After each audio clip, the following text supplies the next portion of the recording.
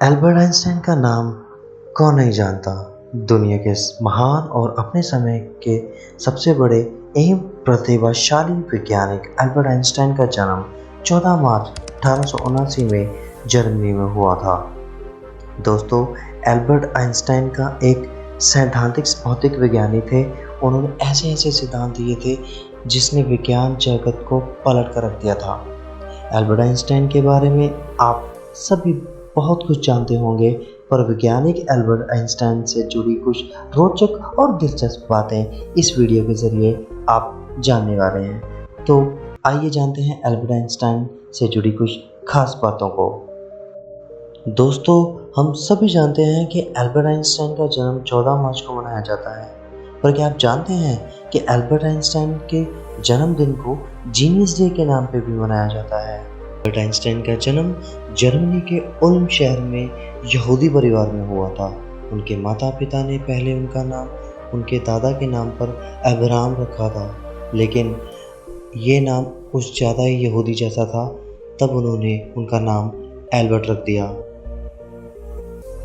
हम सभी जानते हैं कि एल्बर्ट आइंस्टाइन का दिमाग काफ़ी तेज था, पर क्या आप जानते हैं बचपन में उनका दिमाग सामान्य बच्चों के दिमाग से काफ़ी बड़ा था। जब पहली बार उनके परिवार ने देखा तो वो चकित रह गए। हालांकि बढ़ती उम्र के साथ ही एल्बर्ट का दिमाग भी सही शेप में ढलने लगा। आइंस्टाइन के दिमाग में एक औसत इंसान के दिमाग में मौजूद सेल से कई ज़्यादा सेल थे।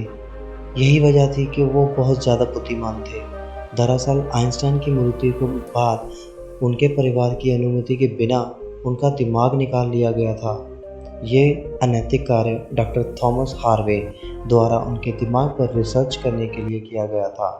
दोस्तों, 1975 में उनके बेटे हेंस की आज्ञा से उनके दिमाग के 240 सैंपल कई वैज्ञानिकों के पास भेजे गए, जिन्हें देखने के बाद उन्होंने पाया कि उनके दिमाग में आम इंसान से ज़्यादा सेल्स की गिनती है।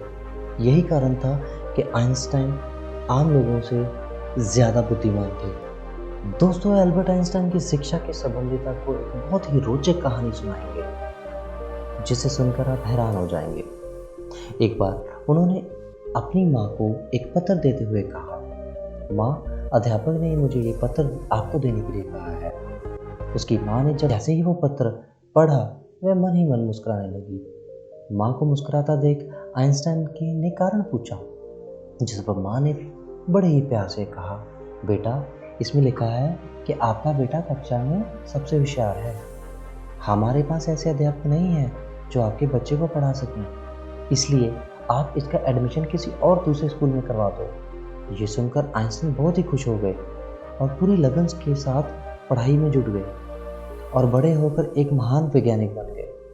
जब उनकी माँ का निधन हो गया तो एक दिन आइंस्टाइन ने माँ की अलमारी खोली तो पाया उसमें एक टीचर का लिखा हुआ वही पत्र था जो उन्होंने कभी उस छोटे से बच्चे को उसकी माँ को देने के लिए कहा था।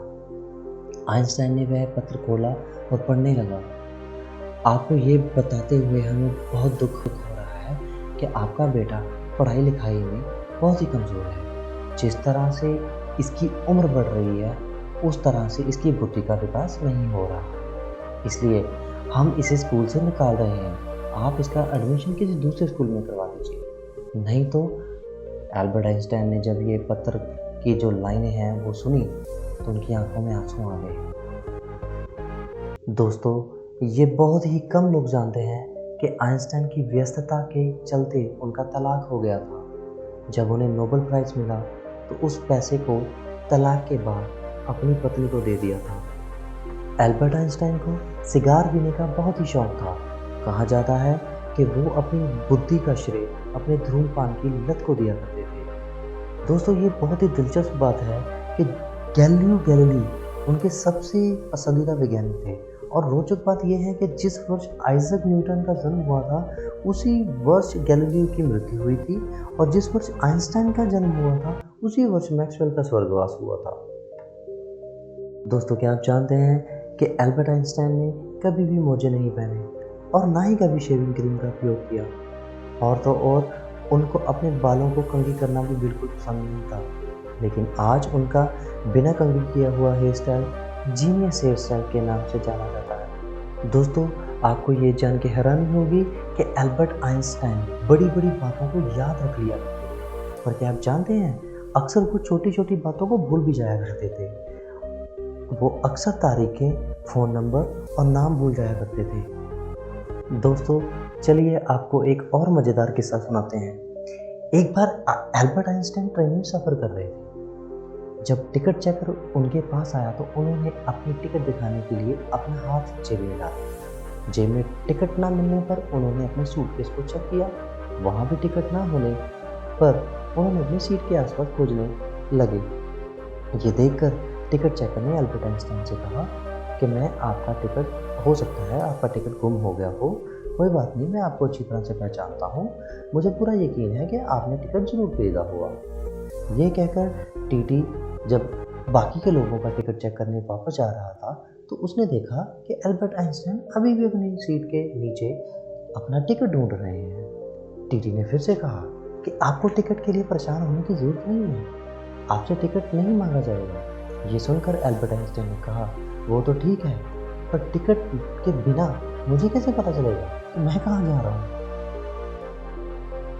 तो दोस्तों इस चीज़ से आप अंदाज़ा लगा सकते हैं कि एल्बर्ट आइंस्टाइन इन छोटी छोटी बातों को किस तरीके से भूल जाया करते थे। दोस्तों एल्बर्ट आइंस्टाइन काफ़ी हाजिर जवाबी भी थे। एक बार आइंस्टाइन के एक सहकर्मी ने उनसे उनका टेलीफोन नंबर पूछा। तब आइंस्टाइन अपने पास रखी डायरी में अपना टेलीफोन नंबर ढूंढने लगे। ये देखकर सहकर्मी चकित होकर बोला कि आपको अपना टेलीफोन नंबर याद नहीं है। तो एल्बर्ट आइंस्टाइन बोले कि मैं ऐसी चीज़ को भला क्यों याद रखूं जो मुझे किताब में ढूंढने से मिल जाती है। दोस्तों आइंस्टाइन प्रिंसटन यूनिवर्सिटी में काम करते थे। तो एक दिन वो यूनिवर्सिटी से घर वापस आ रहे थे। आते टाइम वो उनको अपना घर का पता ही भूल गया। प्रिंसटन के अधिकतर लोग आइंस्टाइन को पहचानते थे, लेकिन वह जिस टैक्सी में अपने घर जा रहे थे उस टैक्सी का ड्राइवर उन्हें नहीं पहचानता था। तो आइंस्टाइन ने ड्राइवर से कहा कि क्या तुम्हें आइंस्टाइन का घर का पता मालूम है। तो ड्राइवर ने जवाब दिया, प्रिंसटन में भला उनको कौन नहीं जानता, यदि आपको उनसे मिलना है तो क्या मैं आपको उनके घर पे छोड़ दूँ। तब आइंस्टाइन ने ड्राइवर को बताया कि वही एल्बर्ट आइंस्टाइन है और वो अपने घर का पता भूल गए। ये जानकर टैक्सी ड्राइवर ने उन्हें उनके घर तक पहुंचाया। आइंस्टाइन के बार बार आग्रह करने के बावजूद भी टैक्सी का भाड़ा नहीं दिया। दोस्तों ये बहुत ही कम लोग जानते हैं कि एल्बर्ट आइंस्टाइन दुनिया के 3 देशों के नागरिक रहे। वे जन्म से 1901 तक जर्मनी के, 1901 से 1932 तक स्विट्जरलैंड के तथा 1932 से 1955 यानी मृत्यु तक अमेरिका के नागरिक रहे। दोस्तों अगर आपको ये वीडियो बहुत ही पसंद आया हो तो उसको लाइक, सब्सक्राइब एंड शेयर करना मत भूलिएगा। जल्द मिलेंगे ऐसी ही एक मजेदार नेक्स्ट वीडियो में। Thank you so much.